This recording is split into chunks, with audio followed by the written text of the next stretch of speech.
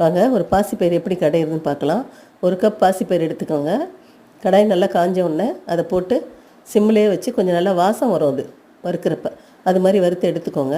அதை வந்து தோல் எடுக்கணும். அது ஒரு முறத்தில் கொட்டி லேசாக ஒரு மத்து வச்சு இல்லைன்னா உருண்டை கல் இருந்துச்சுன்னா அது மாதிரி எடுத்தால் வரும். அப்படி இல்லைன்னா பல்ஸில் போட்டு பாத்திரத்தில் போட்டு கழுவி எடுத்திங்கன்னா கூட அந்த தோலை எடுத்துடலாம். எடுத்துகிட்டு ஒரு பாத்திரத்தில் தண்ணி வச்சு கொதித்த உடனே இந்த பருப்பை அதில் கொட்டிட்டு கொஞ்சம் மஞ்சத்தூள் போட்டுக்கோங்க.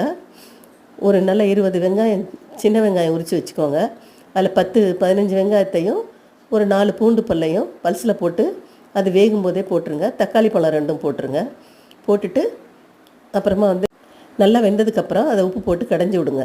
கடைஞ்சதுக்கப்புறம் 4 பூண்டையும் 5 சின்ன வெங்காயத்தையும் மெலிசாக அரிஞ்சு வச்சுக்கோங்க.